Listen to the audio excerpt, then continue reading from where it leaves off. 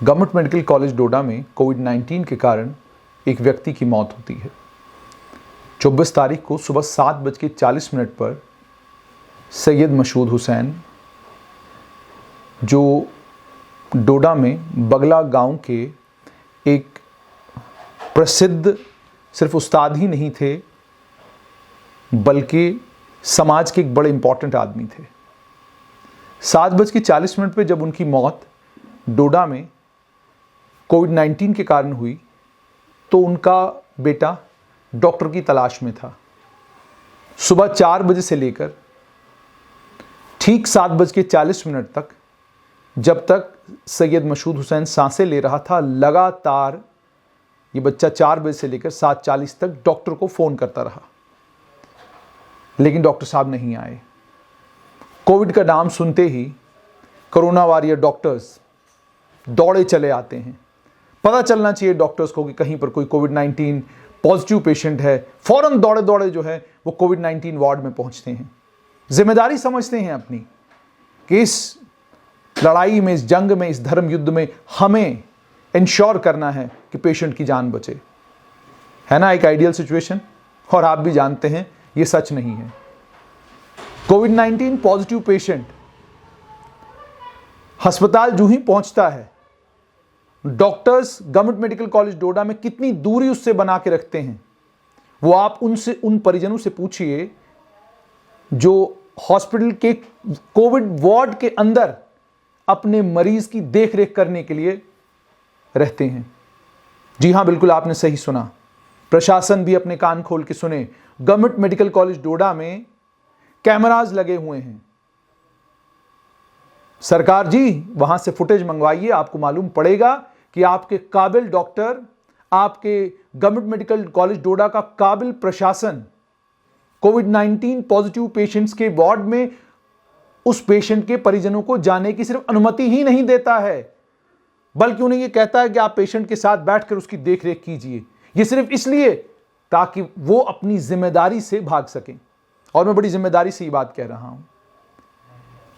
जिस पेशेंट की मैं बात कर रहा हूं, वो पेशेंट मेरे चचा थे,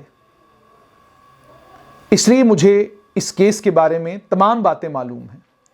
इससे पहले भी मेडिकल नेग्लिजेंस के कारण इसी साल 18 अप्रैल 2020 को हमने अपने पिताजी को खोया, लेकिन हमने डॉक्टरों पर कोई इल्जाम नहीं लगाया। हमने कहा डॉक्टर जो कर सकते थे उन्होंने किया, लेकिन हमसे शायद थोड़ी देर हो गई हॉस्पिटल पहुंचने में। अक्सर हम लोग यही करते हैं, आम आदमी यही करता है। उसके बाद दूसरे एक परिवार के आदमी की मौत हुई। मेरे पिताजी की मौत मैसिव कार्डियक अरेस्ट के कारण हुई, हार्ट फेलियर के कारण हुई। 2 दिन तक डॉक्टर सुपर स्पेशलिटी हॉस्पिटल में इधर उधर घूमते रहे। 2 दिन तक डॉक्टर्स ये फैसला नहीं ले सके कि हमें एंजियोग्राफी करनी चाहिए कि नहीं करनी चाहिए। 2 दिन तक डॉक्टर्स कहते रहेंगे कल करेंगे, कल करेंगे। हिम्मत नहीं पड़ी डॉक्टर्स को एंजियोग्राफी करने की। एंजियोग्राफी करते तो दिल का हाल मालूम पड़ता, एंजियोप्लास्टी हो सकती थी, और यह भी मुमकिन था कि हमारे पिताजी शायद एंजियोग्राफी जिस समय होती, शायद एंजियोप्लास्टी की जब कोशिश की जाती, शायद उस कोशिश के दौरान भी उनकी जिंदगी को खतरा रहता। लेकिन 2 दिनों में डॉक्टर्स ने कोई कोशिश नहीं की। डॉक्टर्स ने कहा थोड़ा इंतजार कीजिए, थोड़ा और स्टेबल होंगे फिर करेंगे, जब तक कि वो हार्ट फेलियर की स्टेट में आए। क्या ये मेडिकल नेग्लिजेंस नहीं है? लेकिन हमने इस मेडिकल नेग्लिजेंस को भी, हमने कहा डॉक्टर्स ने पूरी कोशिश की। हम अपने पिताजी को यहां से बाहर ले गए, हमने वहां कोशिश की, नहीं सर्वाइव करना था उन्हें, वो हमसे जुदा हो गए। उसके बाद हमारे परिवार का एक और आदमी जिन्हें कोविड हुआ, वो कोविड पॉजिटिव हुए। पहले गवर्नमेंट मेडिकल कॉलेज डोडा में, वहां से श्रीनगर शिफ्ट किया गया। जब कोविड नेगेटिव हुए उसके अगले दिन वो भी इस दुनिया से चले गए। गवर्नमेंट मेडिकल कॉलेज डोडा में आखिरकार क्या कमियां और क्या कमजोरियां हैं?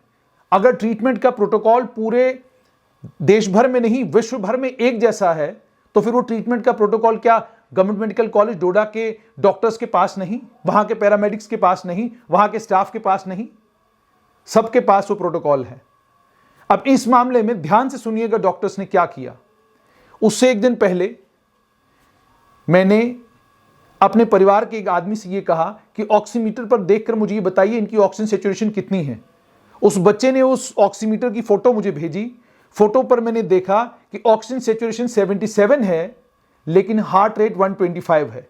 125 हार्ट रेट का मतलब यह है कि कार्डियोलॉजिस्ट की सख्त जरूरत है। कार्डियोलॉजिस्ट को इस हार्ट रेट को कंट्रोल में लाना है, क्योंकि अगर कार्डियोलॉजिस्ट इस हार्ट रेट को कंट्रोल में नहीं लाएगा तो पेशेंट की मौत हो सकती है। पूरी रात यह परिवार डॉक्टर को ढूंढता रहा। मैंने भी गवर्नमेंट मेडिकल कॉलेज के एक डॉक्टर से बातचीत की। मैंने उन्हें कहा कि डॉक्टर साहब 125 हार्ट रेट है। उन्होंने कहा वहां जो ऑन ड्यूटी डॉक्टर हैं मैं उनसे बात करता हूं। ऑन ड्यूटी डॉक्टर से क्या बात उन्होंने करी मुझे नहीं मालूम, लेकिन मुझे यह बताया गया कि डॉक्टर ऑन ड्यूटी हैं, आप फिक्र न करें। लेकिन हकीकत यह थी कि डॉक्टर इस कोविड मरीज को देखने के लिए गए ही नहीं, जिसका सबूत वहां की सीसीटीवी फुटेज है। उसके बाद सुबह के वक्त आप खुद हिसाब लगाइए, पूरी रात एक आदमी बढ़े हुए हार्ट रेट्स को टैकीकार्डिया कहते हैं, टैकीकार्डिया का शिकार था। टैकीकार्डिया उसको हो रहा था लगातार।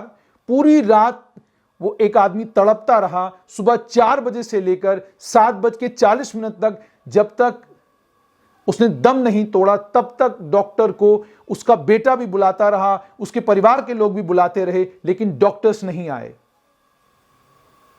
डॉक्टर्स नहीं आए। 7:40 पर वो इस दुनिया से चले गए। उसके बाद भी डॉक्टर्स नहीं आए। और जब जिन डॉक्टर के साथ मेरी बातचीत हो रही थी, जब उनसे पूछा गया तो उन्होंने कहा डॉक्टर सीपीआर दे रहे हैं। आप जरा झूठ और मक्कारी की हद देखिए कि बच्चे वहां पर अंदर हैं, वो कह रहे हैं कोई डॉक्टर यहां पर नहीं है, सीपीआर देने के लिए कोई डॉक्टर यहां पर नहीं आया, और डॉक्टर साहब कह रहे हैं कि सीपीआर दिया जा रहा है। कौन सीपीआर दे रहा था? क्या सीपीआर नर्सेज देती हैं? क्या ये काम पैरामेडिक्स करते हैं? फिर डॉक्टर्स की क्या रिस्पॉन्सिबिलिटी है? फिर ये कोविड के कोरोना वॉरियर कौन है? थोड़ा सा और आगे चलिए। उसके बाद medical superintendent government medical college Doda के साथ मेरी बात होती है। वो कहते हैं आप अपने परिजनों को रोको, हंगामा कर रहे हैं वो यहां पर, उनको रोको, उनको समझाइए।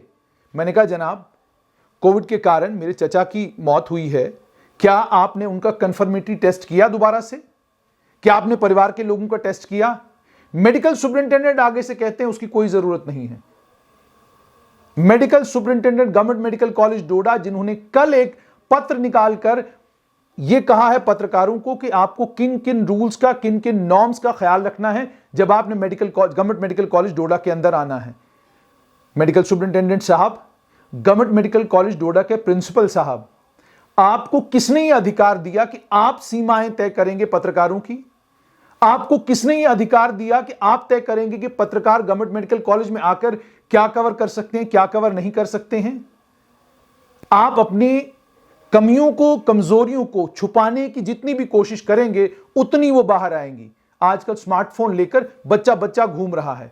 पत्रकार तो रुक जाएंगे, लेकिन वो बच्चे जो हॉस्पिटल के अंदर हैं वो हमें वहां से वीडियोस भेजते हैं, वो हमें वहां से फोटोज भेजते हैं। और आप पत्रकारिता हमें मत सिखाइए। हॉस्पिटल के अंदर आने के बाद कैमरा कहां पे इस्तेमाल करना है, कहां पे नहीं इस्तेमाल करना है, वो हम पत्रकारों को मालूम है।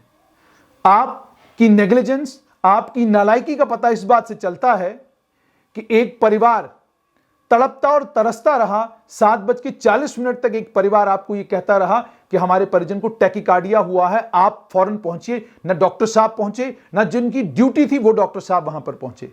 यह मैं इसलिए आपके साथ शेयर कर रहा हूं क्योंकि माना यह जाता है कि जिस परिवार से एक पत्रकार आता हो, जिस परिवार से एक ताकतवर वकील आता हो, जो परिवार राजनीतिक हो, हमारे ही परिवार से एक आदमी, एक हमारे परिवार के सदस्य जो हैं वो डीडीसी के चुनाव में उतरे हैं, बड़े ताकतवर प्रत्याशी माने जाते हैं।